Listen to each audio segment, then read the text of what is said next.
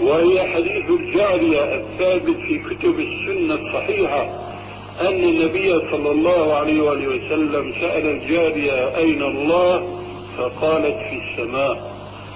فأنت تبعا للشيخ عبد الله الهرلي تنكرون هذا الذي أقره الرسول عليه السلام من القول من الجارية إن الله عز وجل في السماء، علما أن ما قالته الجارية هو ما نص عليه ربنا عز وجل في القرآن الكريم في قوله في سورة تبارك: أأمنتم من في السماء أن يخسف بكم الأرض فإذا هي تمور أم أمنتم من في السماء أن يرسل عليكم حاصبا فستعلمون كيف نذير. وأنا أعلم أن هناك تأويلات لمثل هذه الآية تصدر من مثل الحبشي وغيره، وهنا أقول عليك أن تعودي في فهم الكتاب والسنة إلى الصحابة الذين جعلهم الرسول عليه السلام دليلا على أن من تمسك بما كانوا عليه تبعا للرسول عليه السلام فهو من الفرقة الناجية.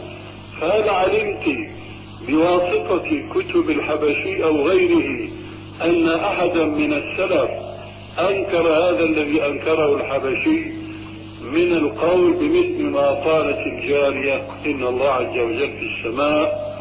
ثم من أنكر إن الله عز وجل في السماء فهو سيقول أحد شيئين لا ثالث لهما. الشيء الأول أنه تحت السماء، وهذا كفر صريح بواح. وإما أن يقول إن الله في الوجود كله كما يقول به المعتزلة قديما صراحة، ومن تشبه بهم حديثا ضمنا وليس صراحة، حيث يقولون بمناسبة وبغير مناسبة الله موجود في كل مكان، الله موجود في كل الوجود. وهذا هو الكفر، لأنه يعني القول بوحدة الوجود التي يقول بها غلاة الصوفية، وهم الذين يقولون لا خالق ومخلوق إنما هو شيء واحد، كما يقول بعض غلاتهم كل ما تراه بعينك فهو الله. ويقول آخر لما عبد المجوس النار ما عبدوا إلا الواحد القهار، ذلك لأنهم يعتقدون قول الطبائعيين والدهريين أنه ليس هناك خالق متميز بصفاته عن المخلوقات، ما هو إلا هذا الدهر. وهذا ما صرح به القرآن الكريم: إن يهلكنا إلا الدهر عن الكافرين الأولين. فلذلك نفي القول بأن الله في السماء المصرح به في القرآن وحديث الجاري وغيره يلزم هؤلاء النفاة أن يقولوا إن الله تحت السماء، أو أن يقولوا إن الله في كل مكان، وسواء قالوا هذا أو ذاك فهو كفر. أما حينما يقول المسلم إن الله على العرش استوى استواء يليق بجلاله وكماله، هذا الاستواء والعلو الذي يسبح الله به حينما يسجد متواضعا لربه فيقول سبحان ربي الأعلى سبحان ربي الأعلى.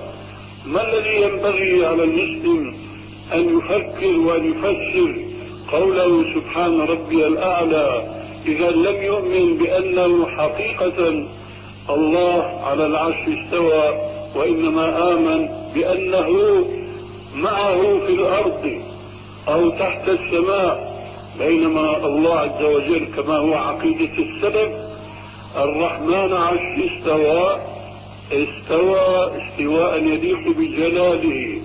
ويفسر عبد الله المبارك هذا الاستواء بقوله الله تبارك وتعالى فوق العرش بذاته وهو بائن من خلقه وهو معهم بعلمه، فالله لا تغيب عليه غائبة في الأرض ولا في السماء ولكنه على العرش استوى.